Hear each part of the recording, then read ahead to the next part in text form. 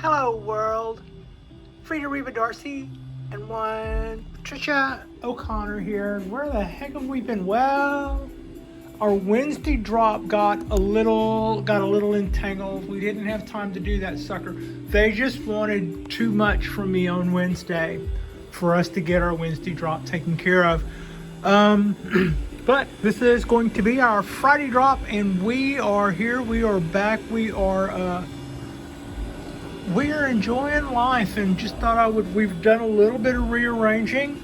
I brought this lovely thing inside to add a little color, and I believe I'm going to swing the Ponderosa around this way like I did a few weeks ago for a moment, because if the tree likes that, and I'm pretty sure it's okay with that, it makes for less variables.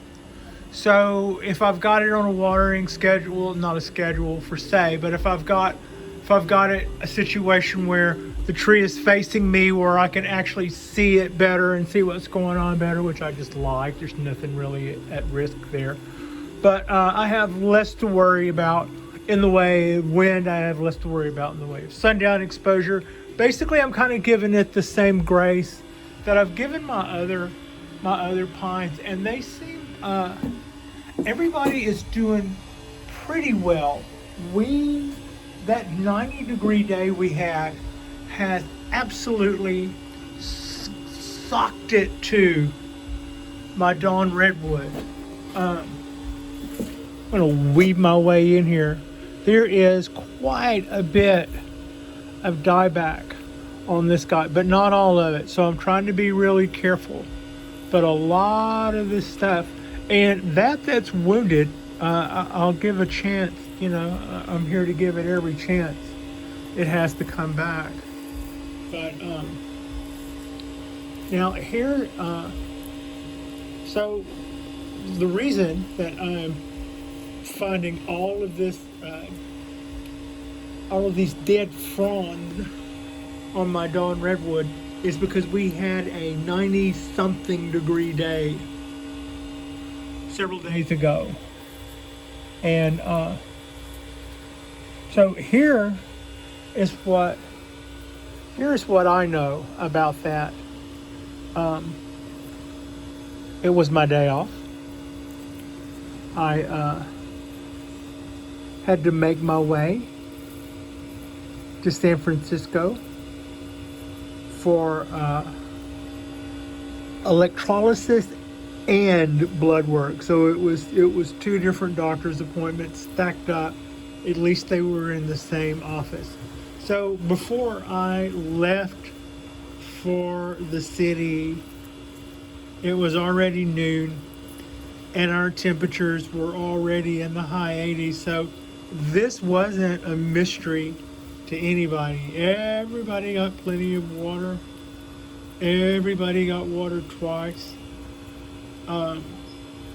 They looked a little wilty, I'll say that. When I left for the city, they did look a little like they were wilty, like tender things look when it's almost 100 degrees outside. So when I came back, nothing was dry. Not one of the trees out. And I was only gone like 3 or 4 hours. So it's not like the trip really had anything to do with it. I made sure everything was watered well before I went to the city, and then I came home. And then I came home from the city and watered everything again, because they didn't look to be dry. Nothing, this didn't look to be dry at the time, like it really doesn't look to be dry now. And but the next day we did see dieback. So even though it had been watered, and even though it stayed, there was still moisture in the pot, it just did not like being 90 degrees. And we have suffered probably 80-90% dieback from that. I don't think the tree's dead. I think that we just probably lost a lot of vegetation, and we're gonna see. We're gonna water. We're gonna make sure we keep it watered, and take stuff off as it shows us that it's definitely, if something's just wounded, I'll give it a chance to come back. But most of that, I believe, we got. This is the big pruning that we really probably shouldn't be doing. Basically, this was the time for the tree to recover and rejuvenate in that heat spell. We've just stripped it. I really know. Watching a spot the other day on one of the other bonsai shows, I saw where somebody was putting moist towels around there. That probably would have maybe, I guess that would have lowered the surface temperature of the pot some. That probably would have been helpful. I kind of saw that after the fact, but that wasn't something that I necessarily would have thought that I had to do. That was not that tree's first 90-degree day. Also, its cousin, the bald cypress, did fine. 4 out of 4 bald cypress showed no signs of any effect over the temperature. Then there is the oaks, which are like, bring it on, we love. And this thing it soaked up.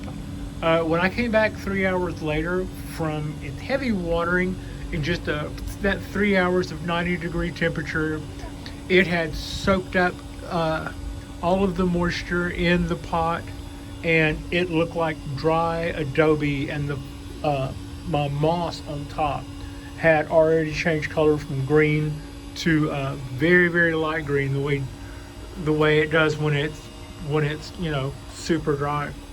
So but they love the heat, and you'll see sometimes when it gets like that, a little leaf curl, and that will look more like it's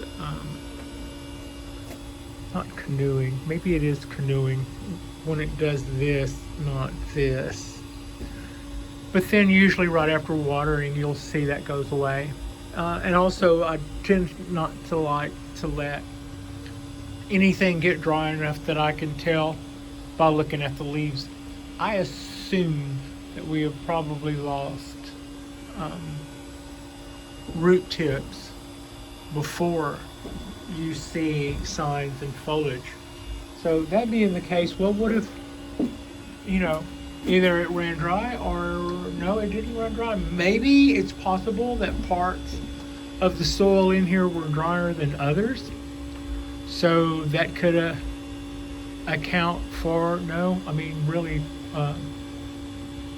everything would get watered again when I came home as a matter of just trying to cool the trees down. But had it not been for that abundance of high heat, none of the trees would have necessarily needed watering. They were still showing, for the most part, except for the oaks, like I was saying, they were showing signs of dealing with the heat rather well. Another quick look at the coastal oak. I gave it a very heavy prune back. I'm still debating as to whether or not to cut those two, go up, those two really long limbs, upper left back.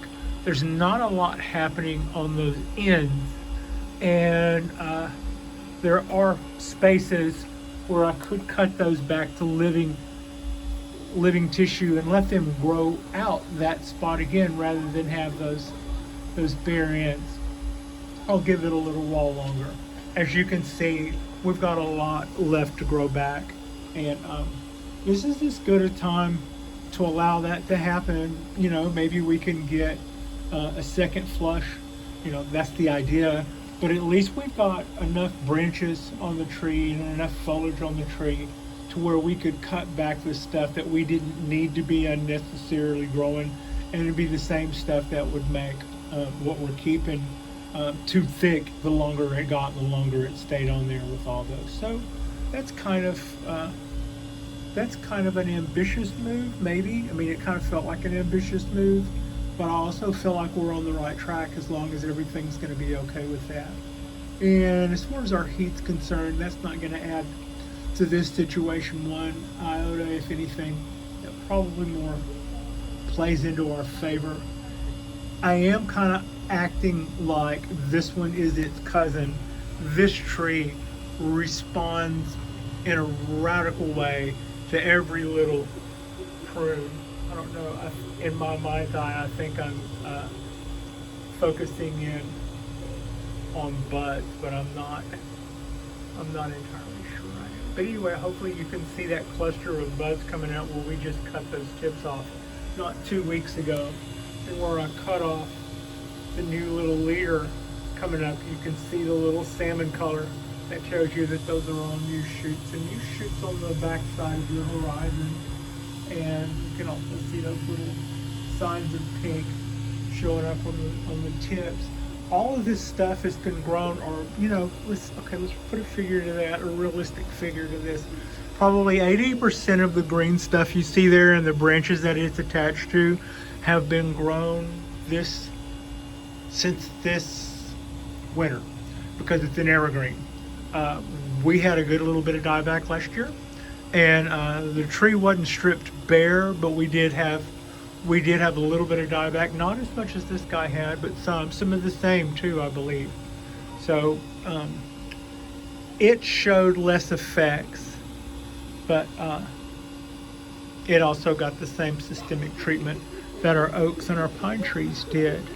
So now I'm gonna move, speaking of pines, let's move over to the 17 year from seed. This guy is looking well. Like I was saying with the other pines, I'm taking them out of the weather. I know that with the past I've been concerned about wind, and it might be that those concerns are real, or it might be the heat getting on one side of the pot is causing one side to dry out, so that we get dieback on one part. But I've noticed it in this tree, and I've noticed it on this tree. The oaks are kind of the opposite.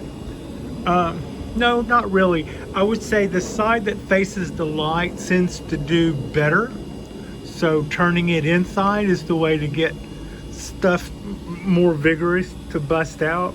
But the outside of the oaks, I haven't really noticed any hardship on them. It's just I'm rotating those guys not to minimize damage to the outside. I'm rotating this guy to give both sides the good, because this side seems to really love full spectrum lighting. You can also see in if we look a little retrospect or back up and get a little profile look at the cypress trees, we're not seeing anything try to make its way out there to the sun. Everything seems to be pretty happy to go straight up, leaves out. Our foliage is all a good color. It's looking the color that you would expect it to look at all of its stage of its life, and it's doing all the things that you would expect all this stuff to do if it were standing out in the middle of a field with zero competition for light in a place that was known for good sun. These are the sun hungry, and they're getting well fed here on our balcony. So that's another thing about that. Now I just panned up to show you another view of the Hondo, the Ponderosa. I don't get to see this much of this profile of the tree, and neither would you in the positions that the tree had been in prior to now. It's like, to some extent, you guys haven't been getting that beautiful look at the tree the way I have. But quick little look while I got you here and while I've got it here, you can see all those darker green against the pale green of the older needles. And these guys are getting ready to all work their way out. I'm not in any hurry to pluck them because I don't want to mess with anything, and they're working their way out as they go.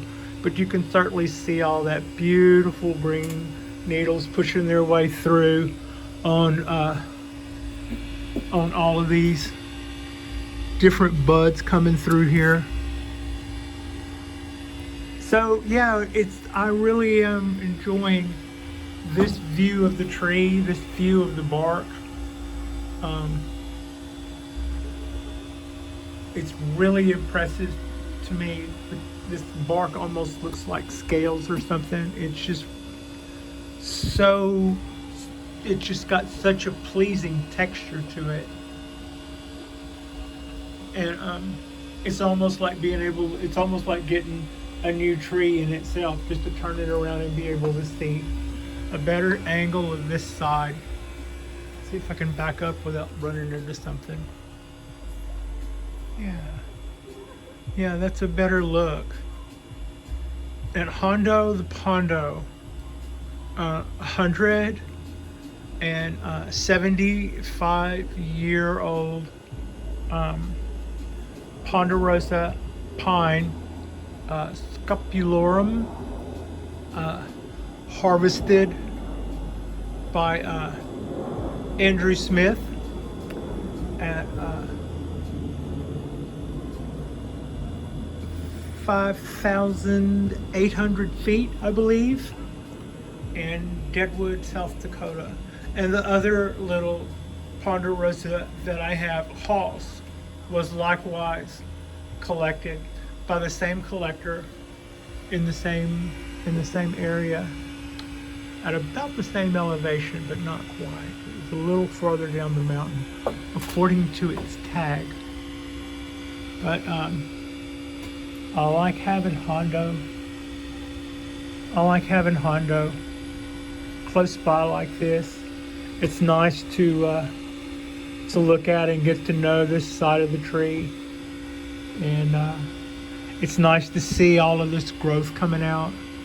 It's responding well to the feeding, and yeah, whereas the Japanese black pines will 3 out of 4 of them are no longer being fed, the 2 pondos will all the way around through fall.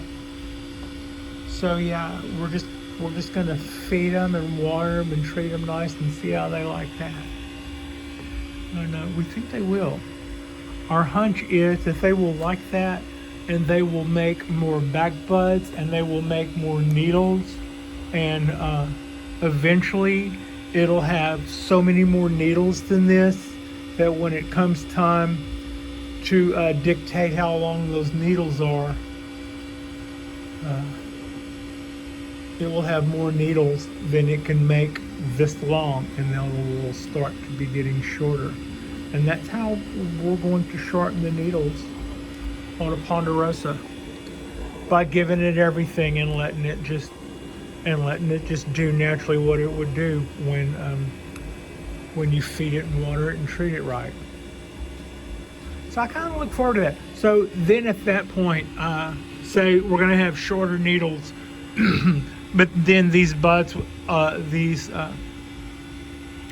candles, as it were, will have all elongated. So as it's at that point that we would come back when it's time and snap those back to whichever generation of back on the bud that would be appropriate, providing that it is those shorter needles. So yeah, and that's kind of how we do that. It's a little different than the system with Japanese black pines, where we go through and we thin the needles to make sure that the energy of the tree, you pick an area of your Japanese black pine where your needles are thinnest, but not something where your needles are necessarily weak. Let's just don't even include that. let's say that tiny little bud that it may be getting ready to get rid of, we're not including that. But we're going to look somewhere else. We're going to look somewhere else on the tree and go, this isn't the strongest part. This is way stronger.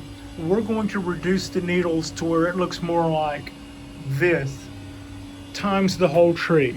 And so that's what we mean by needle reduction. Some people actually count, some people are just kind of doing it by how it looks. They can pretty much tell when they've got something reduced down to the same amount that they're seeing otherwise. And so then once you've done that, also at the right time of year, you'll begin to see, come spring, your Japanese black pine will begin to make candles. And depending on where you live, you will let those candles grow the appropriate amount of time, depending on where you live and how big you want your needles to be. If it were a larger Japanese black pine bonsai, you would cut your candles early, because when it creates more back buds, they would have all summer long to regain a longer length. But if you want shorter buds, needles, because you've got a smaller bonsai, then you would wait later into your spring and summer to cut them, giving the needles that come back after that less time to grow as long. And that is an oversimplification rush job of how you treat or make your needles sharp on a Japanese black pine, and versus what we're going to do with our ponderosas. And speaking of ponderosas, here's the pulse. Pulse also shows all those signs of living well, the way we were saying with the Pondo behind me. It is producing a few more buds. Its needles are all coming out nice and green looking, even for a Pondo. You know, I mean, they're really kind of a harder green looking. Pondos are kind of known for maybe a little bit more of a lime color, pale green, but these are sure coming out really pretty green and waxy. And there's some new back buds happening there. And it's just really good to know that worrying about whether or not my watering was, which has to be less than a Japanese black pine, which in the past I had potentially overwatered too, even though that's a big thing that everybody, you know, tends to be worried about. But so given that, I also had to worry about it being in a much smaller container.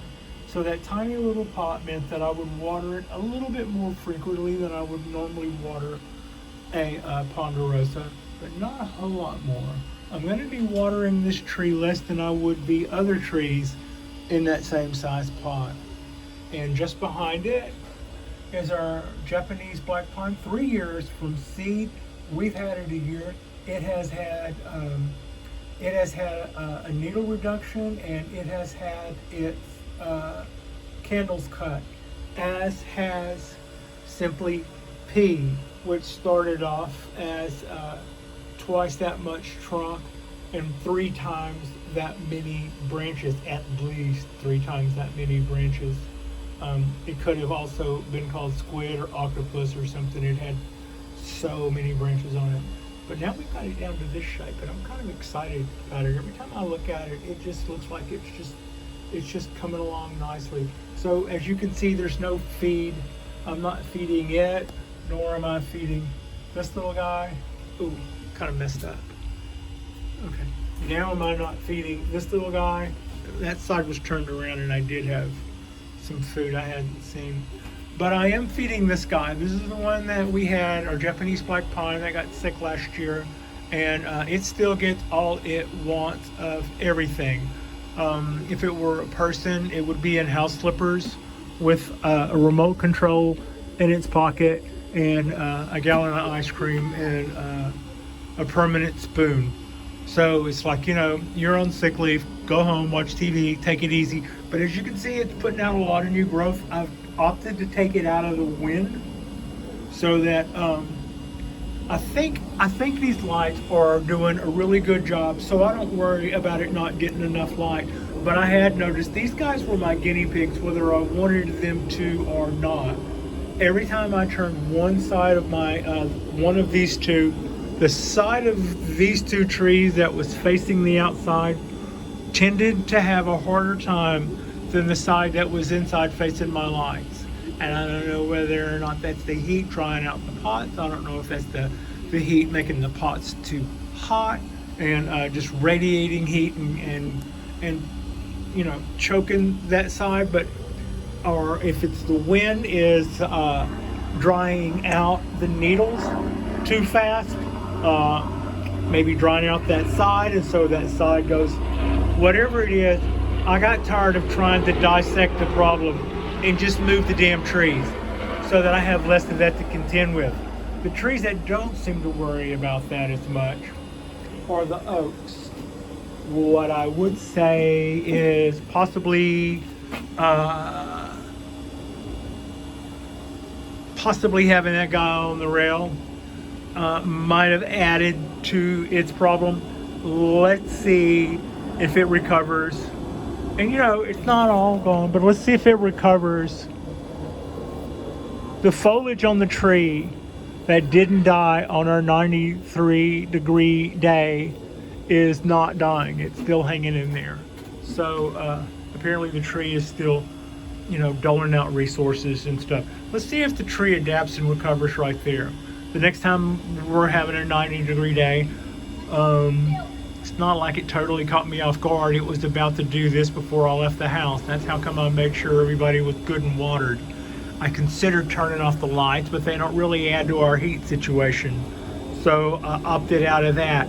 Also, I don't see any less death on either side of the Dawn Redwood. The side that faces the sun seems to have taken the bigger hit, maybe between that on the inside, but not totally. This stuff doesn't look to me to be very much in better shape. This does. The same equivalent branches on the other side of the tree are all dead. So that's probably what the direct sunlight and that heat did to it, as opposed to that heat and artificial light. Maybe bringing it in would have helped. It wasn't going to be any cooler inside, and it was the heat that did that. It certainly wasn't for lack of water. We did water it to cool it down, and I think that was probably a good move. Everybody got water to cool them down. The other trees that are known for not loving temperatures like that, we're not showing those issues. So good to know about Dawn Redwood. Does not watch your P's and Q's on really hot days. If you're me with a Dawn Redwood in Alameda, I'm not saying everybody else should, but for whatever reason, that guy wasn't digging that stuff. So I think the way we've got things spaced out right now is kind of nice. I have a little issue with if I arrange something to where anybody would look at it and go, oh yeah, that's absolutely perfect. Within almost no time, I get tired of looking at it that way and want change. And that means that if I organized it first, the best way the first time, then what are you going to do after that, given that you're not hauling anything to the street and starting over? But I really like the way things are, and there is a certain amount of rhyme and reason to this. Makes this way easier to water this. The cypress is easy to water there. That is easier to water. The oak is easier to water. All of these are easier to water. This is easier to water.